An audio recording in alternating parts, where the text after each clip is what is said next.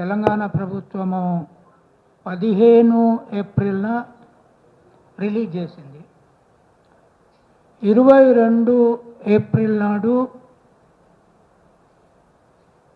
కేంద్ర హైకమాండ్ ఇనిషియేటివ్తో తెలంగాణ ప్రభుత్వము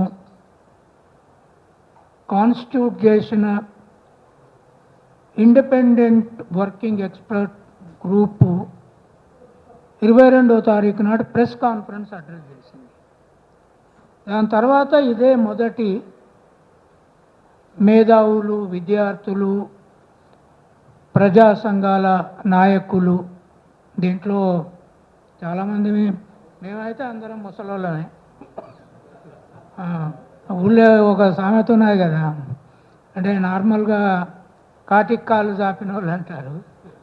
నేనైతే బొందకు కాళ్ళు చాపి ఉన్నా, కాటికి పోను నేను. సో మేమంతా ముసలోళ్ళం. మేము ఇప్పుడు ఏం మాట్లాడినా దీని భవిష్యత్తు అంత ఉండదు. మీరేం మాట్లాడతారు, విద్యార్థులు ఏమి అధ్యయనం చేస్తారనేది చాలా ఇంపార్టెంట్. కనుక మీరు మాట్లాడిన అంశాలు కొన్ని కీలకమైనవి ఉన్నాయి. అయితే ఈ రిపోర్ట్లో 2 విభిన్న భాగాలు ఉన్నాయి. ఒకటి ప్రభుత్వము చేయించిన లెక్కలు. ఆ లెక్కలు విద్యార్థులు ముఖ్యంగా మెథడాలజీ చాలా అధ్యయనం చేయాలి. పిహెచ్డీలు చేస్తారు, సోషల్ సైన్స్లో ఉన్నారు కనుక. ఏ కులమైనా నాది ఫలానా కులం, నా ఇష్టం వచ్చినట్టు రీసెర్చ్ చేస్తానంటే నడవదు. రైట్, ఒక్కొక్క కులానికి ఒక్కొక్క మెథడ్ లేదు యూనివర్సిటీలలో. కనుక కామన్ మెథడాలజీని మనం ఉపయోగించాలి. దాంట్లో ఇప్పటి వరకు స్టేట్ గవర్నమెంట్ చేసిన సర్వేలు 3 ఉన్నాయి, కానీ కర్ణాటకది బీసీ కమిషన్ ద్వారా చేయించారు కనుక అగ్రకులాలు దాన్ని ఒప్పుకోలేదు, అది అక్కడ ఆగిపోయింది.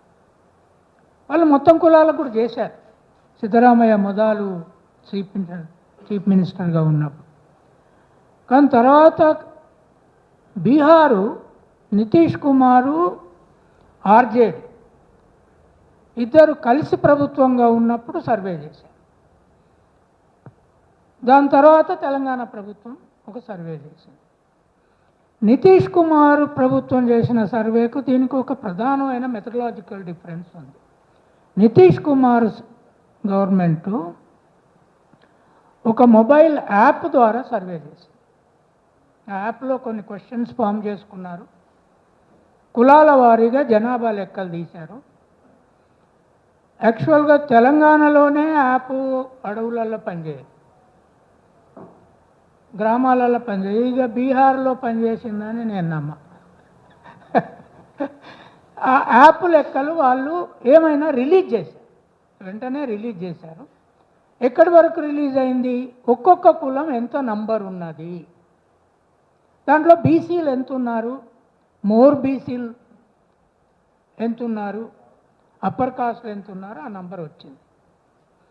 కానీ తెలంగాణ ప్రభుత్వం చేసిన సర్వే మెథడాలజీలో 67 మెయిన్ ప్రశ్నలు తయారు చేశారు. దాంట్లో వీళ్ళందరూ ఇన్వాల్వ్ అయి ఉన్నారు. దానికి అనుబంధంగా ఇంకొక 26 సబ్ క్వశ్చన్స్ ఉన్నాయి. వీటన్నిటినీ ఒక మాన్యువల్ బుక్లెట్ తయారు చేశారు. ఈ బుక్లెట్ని 1,10,000 మంది ఎన్యుమరేటర్లకు ఇచ్చారు. బుక్లెట్ చేతులు పట్టుకొని మీ దగ్గరికి వచ్చాను, మీకు గుర్తున్నదో లేదో. ఆ బుక్లెట్లో తెలంగాణలో ఉన్న కాస్ట్ పేర్లన్నీ ఉన్నాయి. 18 అగ్రకులాల పేర్లు ఉన్నాయి, ఎస్సీ ఎస్టీ బీసీల పేర్లు ఉన్నాయి. ఇవి కాకుండా అదర్స్ అనే ఒక కాలం ఉంది. అది ఎవరు, కనీసం ఇప్పుడు విద్యార్థులు మీరు కులాల లెక్క ఈ అదర్స్ అనేది ఎవరు నమోదై ఉంటారేమన్న ఐడియా ఉందా? అదర్స్లో ఎవరు నమోదై ఉంటారు చెప్పగలరా? అవకాశం ఏముంది అని మీరు గంత అబ్జర్వ్ చేస్తలేరు. ఎంతమంది మైగ్రెంట్ లేబర్ ఉన్నారు బీహార్ నుంచి, యూపీ నుంచి. నువ్వు ఏ హోటల్కి పోయినా తెలంగాణ వాళ్ళు పనిచేస్తలే, ఏ కన్స్ట్రక్షన్ ఇండస్ట్రీకి పోయినా మైగ్రెంట్ లేబర్. దీనికి ఒక కోడ్ ఇచ్చారు, ఒక్కొక్క కులానికి ఒక కోడు, ఒక్కొక్క ప్రశ్నకు ఒక కోడ్ ఇచ్చారు. తర్వాత ఇది కాకుండా కోర్టుకు పోయి నో కాస్ట్ ఉండాలని కొంతమంది కోర్టుకు పోయి ఇంటరిమ్ ఆర్డర్ తెచ్చుకున్నారు. ఆ ఇంటరిమ్ ఆర్డర్కే గవర్నమెంట్ ఒప్పేసుకొని ఒక అన్యూజువల్ కోడ్ నెంబర్ అక్కడ ఇచ్చారు, 999 కోడ్. మీరు దగ్గర బుక్స్ ఉంటే పోయి తీసి చూడండి, 999 కోడ్ ఉంది. అది చాలా జంప్ అయిన నంబర్. అది కాకుండా నో రిలీజన్ ఉంది. సో ఇంతకుముందు రామ్ షెపర్డ్ చెప్పాడు, ఈ నో కాస్ట్ కింద 12 లక్షల మంది నమోదు చేసుకున్నారు. వీళ్ళెవరో కొంచెం అంచనా ఉందా? దాంట్లో లంబడోళ్ళు పోయినరా, మాదిగోళ్ళు పోయినరా, ఎవరు పోయినరు ఈ నో కాస్ట్లా? ఎక్కడి నుంచి వచ్చింది ఇది నో కాస్ట్? అసలు నో కాస్ట్ అనేది భారతదేశంలో ఉంటుందా? ఉంటే పెళ్ళిళ్ళు అవుతాయా నో కాస్ట్కు? ఇవన్నీ పరిశీలించకుండా పిహెచ్డీ చేసే విద్యార్థులు కూడా మాట్లాడితే మనం ఏం మార్చలేం. ఇది ఒక పెద్ద ప్రాబ్లం. ఈ నో కాస్ట్లో మీరు కొట్లాడి చాలామంది సచ్చి తెలంగాణ తెచ్చుకున్నారే, దాని తర్వాత మైగ్రేట్ అయిన నార్త్ ఇండియన్లు ఎక్కువ ఉన్నారు. హైటెక్ సిటీ నుంచి సంగారెడ్డి వరకు మీది కాదు. మరి ఇప్పుడు దాన్ని తక్కువ ఉన్న లంబాడాలో, ఎక్కువ ఉన్న లంబాడాలో, లేదా ముదిరాజులో, గొల్లలో, కుర్మలో దాన్ని ఎట్లా క్యాప్చర్ చేస్తారు? 40 లక్షలు ఉన్నారనుకుందాం, పోయి దాన్ని హైటెక్ సిటీని క్యాప్చర్ చేస్తారా? లక్షలు పెద్దయే మనకి, చేయగలుగుతామా? ఎక్కడ ప్రాబ్లం ఉన్నదో చెప్తా నేను. అయితే దీన్ని ఏం చేశారు వాళ్ళు? పాత ఈ లెక్క రేపు కోర్టు ముందుకు నంబర్లు పోతే, రేపు సెన్సస్ రిజిస్ట్రార్ ఆఫ్ ఇండియా చేసే లెక్క 2027లో కూడా కులాలు తేలితే తెలంగాణలో, సపోజ్ లంబాడీలది ఇప్పుడు 24 లక్షల చిల్లర ఉన్నది, అది 23 లక్షలు అని తేలినా అదే కోర్టు ఒప్పుకుంటుంది, ఇది ఒప్పుకోదు. This is only a survey, ఇది స్టేట్ గవర్నమెంట్ సర్వే. సో ఈ సర్వే ఎందుకు చేశారు? దాదాపు 60 ఏళ్ళు ఇండిపెండెంట్గా పాలించిన కాంగ్రెస్ కూడా కులగణన చేయించడానికి ఇష్టపడలే 51 నుంచి. కానీ 24 ఎన్నికల్లో కాంగ్రెసు తనకు మార్గం లేదు కనుక మేనిఫెస్టోలో నేషనల్ లెవెల్లో మేము అధికారంలోకి వస్తే కులాల లెక్కలు తీయిస్తామని చెప్పింది. 221లో తీయించారే సరిగా లెక్క కాదు. చిదంబరము దాన్ని సోషియో ఎకనామిక్ లెక్క అన్నాడు, అది బయట పెట్టలేదు కూడా.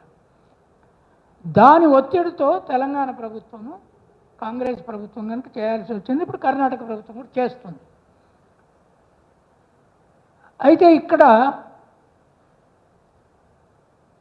ఈ 1,20,000 మందికి ఒక్కొక్కరికి 150 ఇండ్లను సర్వే చేయడానికి అసైన్ చేశారు. This is called survey block. ఇది ఇప్పుడు నేషనల్ సర్వే బ్లాక్ కూడా అంతే ఉంటుంది. 2 నెలల టైం ఇచ్చారు, బట్ 2 నెలల 20 రోజులు అయింది ఓవరాల్. ఇప్పుడు కేసీఆర్ లెక్కలు చెప్తున్నారు, ఎన్ని రోజులలో జరిగింది? 1 డే. ఎక్కడెక్కడి నుంచి జనాన్ని పిలిపించారు? ఎన్ని కోళ్ళు తెగినాయి ఆ రోజు? ఎన్ని కోళ్ళు తెగినాయి, ఎన్ని గొర్రెలు తెగినాయి? ఆ లెక్క ఒకసారి తీసినరా మీరు? అది కూడా సర్వే అని మీరు లెక్కను కంపేర్ చేస్తే ఇక మన విద్యా వ్యవస్థ ఇంకా నాశనమైన. ఒక్కరోజే ఒక క్వశ్చనీర్ లేదు, ఒక మాన్యువల్ లేదు, ఒక ప్రశ్నావళి లేదు, ఒక కోడ్ లేదు, కంప్యూటర్ల డేటా లేదు. అది ఇది ఎట్లా? అది ఎక్కువ ఉన్నది తక్కువ ఉన్నది అంటే కష్టం కదా, మనం చెప్పలేము. అంటే ఇప్పుడు మళ్ళీ కేసీఆర్ అధికారంలోకి వచ్చి మళ్ళీ ఒక లెక్క, ఒక డేట్ ఇచ్చి మళ్ళీ గొర్రెలను గోయించే పద్ధతి అన్నమాట. ఇది కుదరదు. సో ఇది వీళ్ళు చేశారు. చేసిన తర్వాత ఏం చేశారు అడిగానా? ఇప్పుడు మీరు మండల స్థాయిలో అడిగే కొంచెం చాలా ఇంపార్టెంట్ అడుగు. అదే రోజు ఎన్యూమరేటర్ మండల్ హెడ్ క్వార్టర్కి పోయి ఎక్స్పర్ట్తో కంప్యూటర్లో ఫీడ్ చేసి వాళ్ళు సైన్ చేసి ఇచ్చిన క్వశ్చనీర్లను అక్కడ ఇచ్చిపోవాలి. ఇంటికి తీసుకుపోవడానికి కూడా వీల్లేదు. అట్లా చేశారు. అయితే దాంట్లో అందరు పాల్గొన్నారా? ఒకటి బీఆర్ఎస్ పార్టీ ఇంటర్నల్గా పాల్గొనొద్దని కూడా చెప్పింది. ఈ సర్వేలో పాల్గొనొద్దని చెప్పింది. బీఆర్ఎస్ లీడర్లే పాల్గొనరు, తెలుసు కదా. దాంట్లో లంబాడీలు ఉండుండరా, ముదిరాజులు ఉండుండరా, యాదవులు ఉండుండరా? అన్ని కూడా ఆ పార్టీ ఐడియాలు. ఎంతమంది పాల్గొనలేదు? ఎంతమంది నో కాస్ట్లో పెట్టుకున్నారో, ఎవరు ప్రయత్నం చేశారు? ఇవన్నీ ప్రాబ్లం ఉన్నాయి. అది అన్న ఉన్నా మా రోల్ ఏంది అనేది ఒకటి చెప్తాను. మేము ఇండిపెండెంట్ వర్కింగ్ ఎక్స్పర్ట్ గ్రూప్ అని జస్టిస్ సుదర్శన్ రెడ్డి చైర్మన్గా, నన్ను వైస్ చైర్మన్గా, కాంగ్రెస్ నేషనల్ హైకమాండ్ ఆదేశం మేరకు మమ్మల్ని వేశారు. అయితే మేము మొదటి మీటింగు, 2 మీటింగు, 3 నెలలు మా ప్రయత్నంలో మేము ఇండిపెండెంట్ అని ఎట్లా నిరూపించుకోవాలి? కమిషన్స్ ఉంటాయి, కమిషన్స్కి జీతాలు ఉంటాయి. వాళ్ళు ఇచ్చే రిపోర్టు ప్రభుత్వ రిపోర్టే అవుతుంది. కానీ మాది ఇండిపెండెంట్ అని మేము నిరూపించుకోవాలి కదా. ఒకటి మేము తీసుకున్న నిర్ణయం ఏంటి అంటే, మేము ప్రభుత్వం దగ్గర నుంచి పైసా తీసుకోము. ఎన్ని రోజులు పనిచేసి తీసుకోలేము. అంటే మినిమం యావరేజ్న నెలకు 2 లక్షలు 3 లక్షలు ఇచ్చినా నాకు 12 లక్షలు వచ్చేది. నా దగ్గర పైసలు ఎక్కువ లేవు కానీ తీసుకోలేదు. రెండవది, ఒక మీడియా అతను అడిగాడు, మీరు ఇంట్రడక్షన్లో ప్రభుత్వానికి థ్యాంక్స్ కూడా చెప్పలేదు, మీదేమి ఇంత అరగంట కమిటీ మీది అని నన్ను అడిగాడు. నేను ఎక్నాలెడ్జ్మెంట్లో చదువుతాను.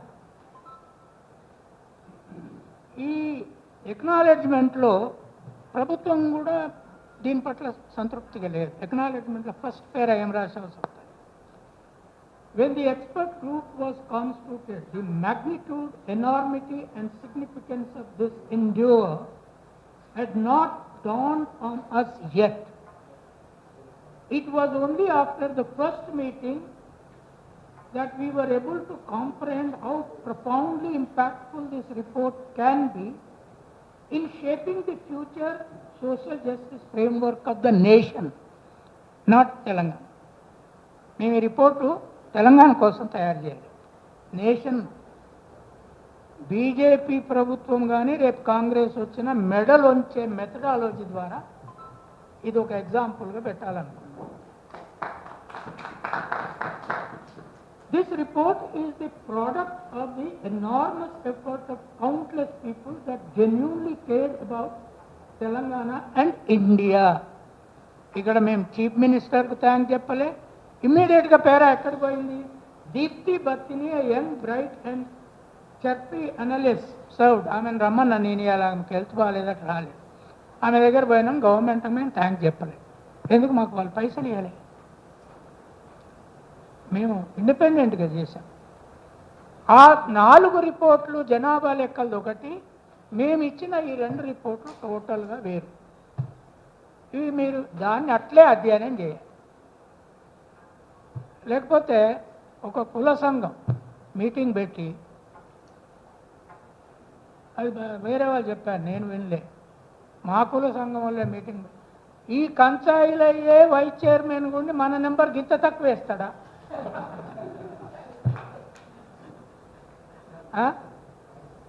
మన నెంబర్ గింత తక్కువ వేస్తాడా అని అనే అవకాశం ఉంది. ఏం వైస్ చైర్మన్ వాళ్ళు వచ్చిన నంబర్లు ఒకటి మనకు సైంటిఫిక్ ఏంది అంటే, రామ్ అన్నట్లు తర్వాత మిగతా వాళ్ళు అన్నట్టు రేపు నేషనల్ సర్వే కూడా తెలంగాణ కాస్ట్ సర్వే జరిగింది కనుకనే వాళ్ళు చేయాల్సి వస్తున్నది. 2వ ఫేజ్లో కూడా, లేకపోతే చేసేవాళ్ళు కాదు. తర్వాత ఇంకోటి ఏంది, నేషనల్ లెవెల్లో ఎస్సీ ఎస్టీలకి ఇట్లాంటి సర్వే అక్కర్లేదు. ఆల్రెడీ నేషనల్ సెన్సెస్ ఉన్నది, మళ్ళీ చేసినప్పుడు వస్తుంది. అగ్రకులాలు ఇది వద్దనుకుంటున్నారు.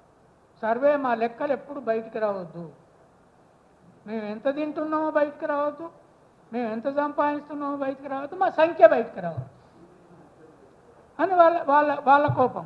ఇది ఎవరి కోసం వచ్చింది? కేవలం బీసీల ఒత్తిడి వల్ల ఈ 27% ఏంది ఈ నంబరు ఎక్కడి నుంచి వచ్చింది ఈ మాయా కోర్టుకు? అయితే ఈ కమిషన్ కూర్చున్నాక కోర్టుల మెడలు కూడా ఎట్లా వంచాలి నంబర్ల ద్వారా, డెవలప్మెంట్ పారామీటర్ల ద్వారానే చర్చ జరిగింది. తర్వాత ప్రపంచంలో ఎక్కడ కూడా ఇన్ని కాస్టులు వీటికి నంబర్లు లేవు. కోర్టులు మనం చెప్తే ఇంత లేవు. ఈజీగా అవతల ఈబీఎస్ అంటే ఇచ్చేస్తున్నారు, ఎస్సీ ఎస్టీ బీసీలు అంటే రేపు రిజర్వేషన్లు రద్దు అనే డిమాండ్ అప్పర్ కాస్ట్లకు ఉన్నది, వద్దు. కానీ అన్నిటికీ మనకు ఊళ్ళల్లో రామాయణము బుర్రకథలు అవి చెప్పినప్పుడు మాయల పకీరు ప్రాణము 7 సముద్రాలలో ఒక మర్రి చెట్టు ఉంటుంది, దాని తొర్రలో ఒక చిలుక ఉంటుంది, ఆ చిలుక మెదట్లో దాని తలలో ప్రాణం ఉంటుంది, దాన్ని చంపితే ఇది మొత్తం తేలుతుందని ఉన్నదే.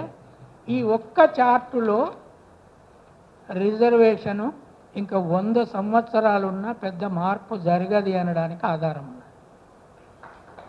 ఇదేం చార్టు?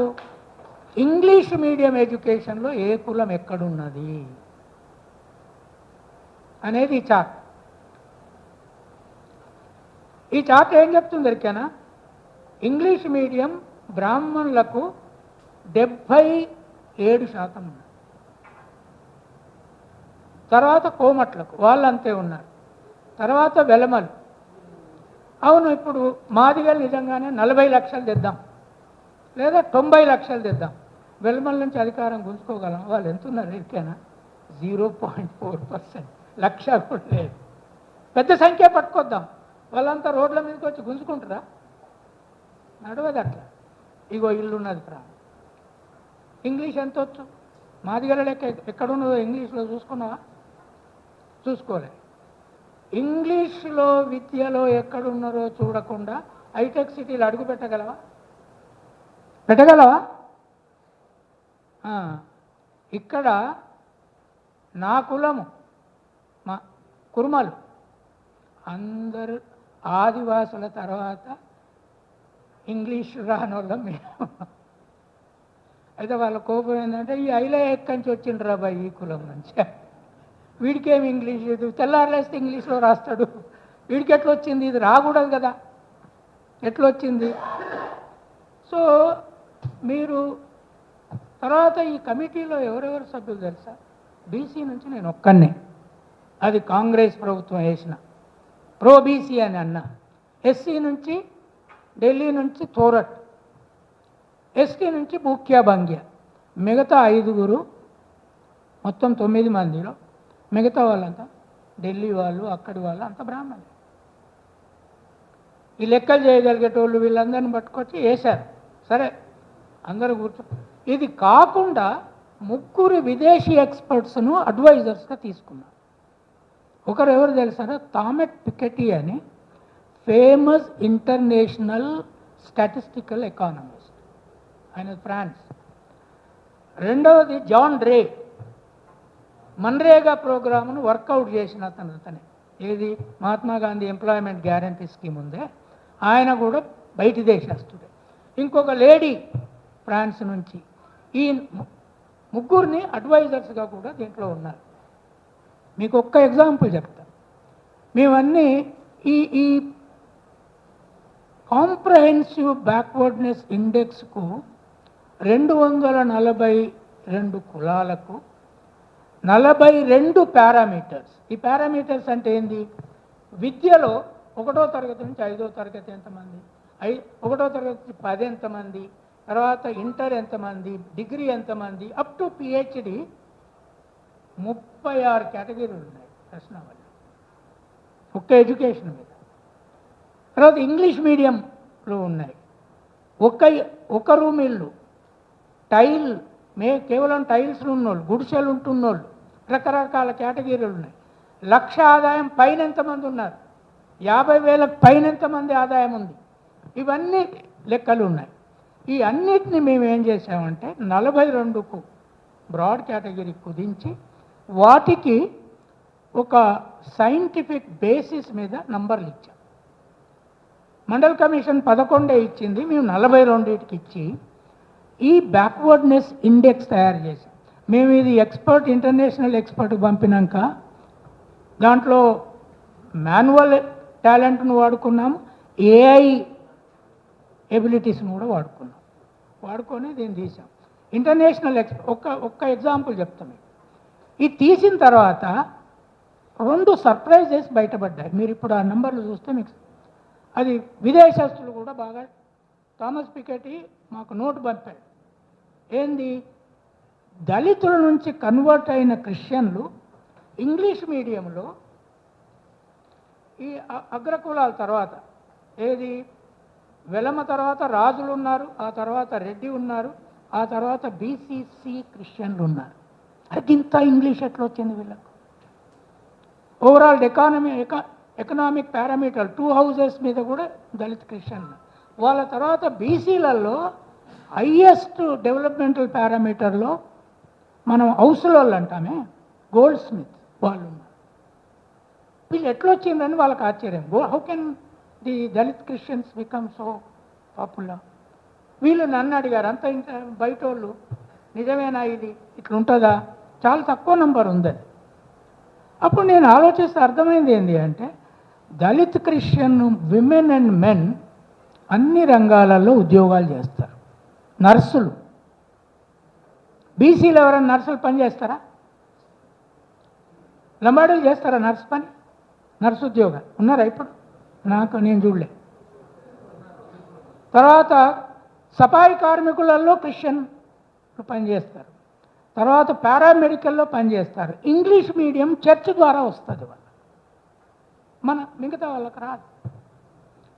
ఈ తర్వాత హౌస్లో మాకు అడ్వైజర్గా ఉన్న, మాకు అసిస్ట్ చేయడానికి, మెయిన్ డ్రైవ్ చేయడానికి ఉన్న హైదరాబాద్ కలెక్టర్ అప్పుడు Anudeep Durishetty, goldsmith community, ఇప్పుడు ఖమ్మం కలెక్టర్. ఆయన అడిగా నేను, Anudeep, is it correct that the house loss are so better now? Mostly urbanised అయ్యారు, గోల్డ్ షాపుల చుట్టూ పనిచేస్తున్నారు, ఇంగ్లీష్ మీడియం ఎడ్యుకేషన్లో అడ్వాన్స్ అయ్యారు. కనుక ఈ లెక్కలు ఉన్నాయి. నేను అనేది ఏంటి అంటే, ఈ రిపోర్ట్ను మీరు ఎక్కువ అధ్యయనం చేయండి. నంబర్లతోటి అది మారుతాయి. ఎవరు ఎక్కువ కులం ఎక్కువ ఉత్పత్తి చేసింది, ఎవరు అప్పర్ కాస్ట్లు నా వీడియో చూసి చాలా కామెంట్స్ పెట్టారు. వెధవల్లారా, మీరు ఫ్యామిలీ ప్లానింగ్ చేసుకోక మొత్తం పిల్లలుగా అన్నారు, మేము చేసుకొని ఒక్క ఉదాహరణ చూడండి. బ్రాహ్మణ్స్ మన తెలంగాణలో 0.9% పాపులేషన్. వాళ్ళ చేతిలో రోడ్ల మీద నడిచే కార్లు 16.4 టోటల్ కార్స్ ఉన్నాయి. మీడియాలో వచ్చింది, అది నేను చెప్పేది కాదు. డెక్కన్ క్రానికల్ దీన్ని బట్టి చూసింది. కనుక మనము ఇవాళ ఇంటర్నెట్ అందుబాటులో ఉన్నది. ఆ ఇంటర్నెట్లో నేను ఒక ప్రశ్న అడిగిన ఇంటర్నెట్లో, ఎందుకంటే ఈ మొత్తం రిపోర్ట్లు బయటకు వచ్చినాక ఇంటర్నెట్ ఏమి సమాధానం, ఏం ప్రశ్న అది? నేను అడిగింది ఏంటంటే, which caste are richest in Telangana అని నేను గూగుల్లో టైప్ చేస్తే ఇగో ఈ రిజల్ట్ వచ్చింది. ఇదేం రిజల్ట్, ఏం చెప్తుంది ఇది?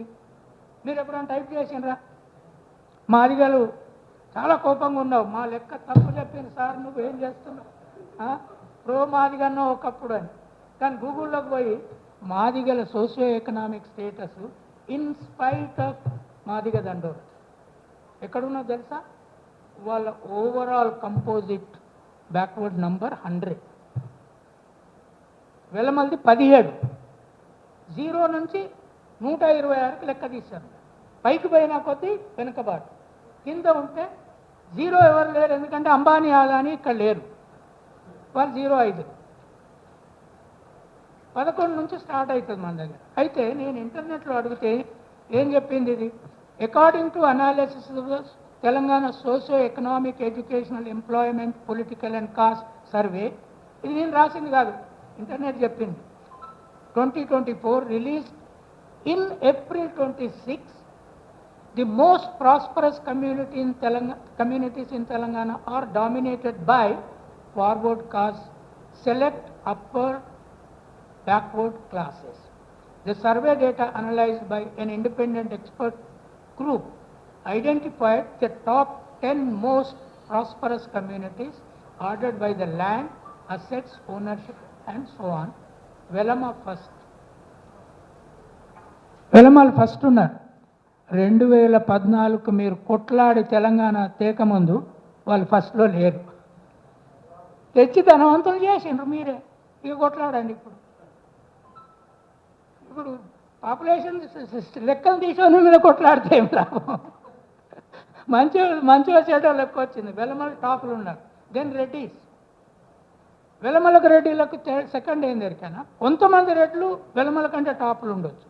కానీ వెలమలు 0.4%, రెడ్లు 4.8%. ఊళ్ళల్లో కూడా ఉన్నారు, కూలీలు ఉన్నారు, మన్రేగాలు ఉన్నారు వాళ్ళు, కానీ వీళ్ళు లేరు. తర్వాత కమ్మ, తర్వాత కోమటి, తర్వాత కాపు. ఆంధ్ర కాపులు అన్ని పారామీటర్స్లలో 42 పారామీటర్స్లో హయ్యెస్ట్ ఉంది. నన్ను మీడియా వాళ్ళు అడిగారు ఎట్లా ఇది పాజిటివ్. ఈస్ట్ వెస్ట్ గోదావరి నుంచి తెలంగాణ వచ్చినాక ధనవంతులంతా ఇక్కడ మైగ్రేట్ అయ్యారు.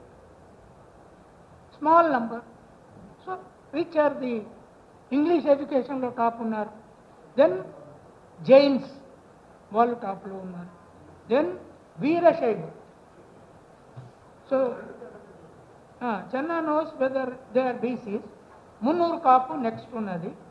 దెన్ అయ్యంగార్, ఆర్య క్షత్రియాస్ ఉన్నారు. వాళ్ళు ఎవరు అనేది నాకు కూడా అంత అంచనా లేదు. సో ఇదంతా పోతే రెడ్ల గురించి ఇది ఏం చెప్తుంది దొరికేనా? Forward caste advantage. Forward community show a marked advantage in wealth with 13.2 earning over and above 5 lakh annually. తర్వాత రెడ్ల చేతిలోనే మొత్తం భూమిలో 13% ఉంది. కానీ అన్ని కుటుంబాలకు ఇంతో అంతో భూమి ఉన్న కులం ఏదరికైనా తెలంగాణలో అన్ని కుటుంబాలకు ఇంతో అంతో ఎవరుంటారు? కుర్మ కాదు, అందరికంటే ఎక్కువ కోయాలు. కోయలకు ఎందుకంటే అది పోడు భూమి, కొట్టుకొని 1/2 ఎకరం 1/2 ఎకరం ఉంటుంది, అందరికి ఉన్నది. అందరికంటే పావర్టీలో ఎక్కువ ఉన్నది కూడా కోయలే. ఆ నీళ్లు అందనోళ్ళు, కరెంట్ అందనోళ్ళు కోయలే ఉన్నారు. బీసీలలో కుర్మలు అందరికంటే కుటుంబాల రీత్యా ఎక్కువ ఉన్నది. కానీ ఎడ్యుకేషన్లో మిగతా పారామీటర్లో మోస్ట్ బ్యాక్వర్డ్లో ఉన్నారు. యాదవులకు 92 ఉన్నది, కుర్మలకు 91 ఉన్నది. కనుక మీరు ఈ డేటాను స్టడీ చేయండి. స్టడీ చేసి ఇప్పుడు ఆల్ ఇండియా లెవెల్లో మనం ఏం డిమాండ్ పెట్టాలి? సిమిలర్ కాస్ట్ సెన్సెస్ మీరు చేయండి మొత్తం దేశానికి. మేధావులం మన ఇంటి గురించి మనమే మాట్లాడుకుంటే కుదరదు, మన కులం గురించి మనమే మాట్లాడుకుంటే మేధావులం కుదరదు. మనం దేశం గురించి కూడా మాట్లాడాలి. మన కులాలు అన్ని చోట్ల ఉన్నాయి, వాళ్ళ గురించి. రెండవది, ఇక్కడ ఏం చేయాలి అనేది నేను కంక్లూడ్ చేస్తా. ఇప్పుడు ఈ డేటా వచ్చింది, రిజర్వేషన్ ప్రైవేట్ సెక్టార్కు మారుస్తున్నారు, కంప్లీట్గా పోతుంది. America model, BJP. సో మీకు రేపు జాబులు ప్రైవేట్ సెక్టార్లో రావాలన్నా ఇంగ్లీష్ మీడియం స్కూల్ ఎడ్యుకేషన్ను గ్రామ స్థాయిలో పోరాడి స్ట్రెంథెన్ చేయించుకోండి. మీకు వచ్చిందో రాలేదో నాకు తెలియదు, కానీ మీ పిల్లలకు కూడా రాకుండా చేస్తారు. మన పట్టణాలలో ప్రైవేట్ మీడియం స్కూళ్ళలో చదివించలేం. ఆల్రెడీ ఇప్పుడు ఉన్నదాన్ని మార్చాలని. రెండవది, అర్బనైజేషన్కి ఎవరు వచ్చారని చూస్తే ఇంగ్లీష్ ఎక్కువ ఉన్న వాళ్ళు అర్బన్ మైగ్రేషను, ఇంటర్నేషనల్ మైగ్రేషన్లు ఎక్కువ ఉన్నారు. అమెరికా, యూరోప్కి ఏమో అప్పర్ కాస్ట్ మైగ్రేషన్ ఎక్కువ ఉంది, దుబాయ్కి, మిడిల్ ఈస్ట్కి ఏమో లోయర్ కాస్ట్ మైగ్రేషన్ ఎక్కువ ఉంది, లేబర్. కనుక ఇది చాలా ఇంపార్టెంటు. కనుక మన కులము అనేది ఒక అంశం, కానీ మన రాష్ట్రం అనేది ఇంకొక అంశం, దేశం అనేది థర్డ్ అంశం. ఈ రెండు రిపోర్ట్లు ఈ దేశంలో ప్రభుత్వాలను, జ్యుడిషియరీని ఒప్పించి మన రిజర్వేషన్ సిస్టాన్ని మార్చడానికి, మన ఆర్థిక స్థితిని మార్చడానికి, మన ఎడ్యుకేషను, ఎంప్లాయ్మెంట్ స్థితిని మార్చడానికి ఉపయోగపడుతుంది. వాటిని సీరియస్గా అధ్యయనం చేయండి. ఒక నంబర్లు, పాపులేషన్ నంబర్లతో ఏమి కాదు. ఎప్పటి నుంచో ఎక్కువే ఉన్నాం, ఎప్పటి నుంచో ఉన్నాం మనం ఎక్కువే, కానీ ఏం వస్తలేదు. కనుక ఇది షిఫ్ట్ అవుతుంది, అది జాగ్రత్తగా ఆలోచించండి. వాళ్ళు సుప్రీంకోర్టు, అన్ని హైకోర్టులు మీ నంబర్ అంతే కాదు, what is your backwardness index show us అంటూ. ఈ రిజర్వేషన్ ఉంచాలన్నా ఇంకా పెంచాలన్నా ఆ బ్యాక్వర్డ్నెస్ ఇండెక్స్ కోసం ఈ ఎఫర్ట్ అంతా జరిగింది. ఇది ఒక ప్రయత్నం, దీంట్లో కూడా లోపాలు ఉండొచ్చు, but to improve them we'll have to work and work and work. So I lastly thank Samajwadi party for arranging ఈ రకమైన ఒక ఇంటలెక్చువల్ మొదటి మీటింగు. భిన్నాభిప్రాయాలు ఖచ్చితంగా ఉండాలి, 100 ఆలోచనలు సంఘర్షించబడాలి. ఎవరైనా, ఏ మేధావి అయినా, ఏ రాజకీయ నాయకుడైనా మన విమర్శ చెప్పకుండా ఉండొద్దు. జ్యుడిషియరీ మీద కూడా మన భిన్నాభిప్రాయం చెప్పొచ్చు, వాళ్ళని జడ్జిలను ప్రత్యేకంగా ఇండివిజువల్గా కాదు, జ్యుడిషియరీ మీద మన చర్చ ఉండాలంటే జ్యుడిషియరీకి కూడా ఈ 2 డాక్యుమెంట్లు చాలా పెద్ద ఛాలెంజ్. దాన్ని మనము ప్రభుత్వం ముందు పెట్టండి. ఇప్పుడు మీరు సెక్రటేరియట్కి పోయి ఒకటే అడగండి. ఇప్పుడు ఇక్కడంతా అడిగిన వాళ్ళు, నేను ఆల్రెడీ ప్లానింగ్ కమిషన్ సెక్రటరీకి మన ప్రెస్ కాన్ఫరెన్స్ అప్పుడు చెప్పాను, తెలుగు కాపీలు వచ్చినాయి, వీటిని వెంటనే వెబ్సైట్లో పెట్టండి, మీరు తెలుగు డౌన్లోడ్ చేయాలి. రెండవది, మండల స్థాయిలో ఉన్న డేటాను అక్కడ కంప్యూటర్లు ఉన్నాయి, స్టేట్ లెవెల్లో లేవు, అవి ఓపెన్ చేసి పెట్టండి. మండల ఆఫీసుల దగ్గర పోయిన వాళ్ళకు మండల లెవెల్ డేటా ఇవ్వండి, అప్పుడు కాన్స్టిట్యుయెన్సీ డేటా వస్తుంది, అప్పుడు గ్రామ లెవెల్ డేటా కూడా తీసుకొస్తుంది. ఈ డిమాండ్ మీరు ఇమ్మీడియట్గా పెట్టండి. Thank you very much.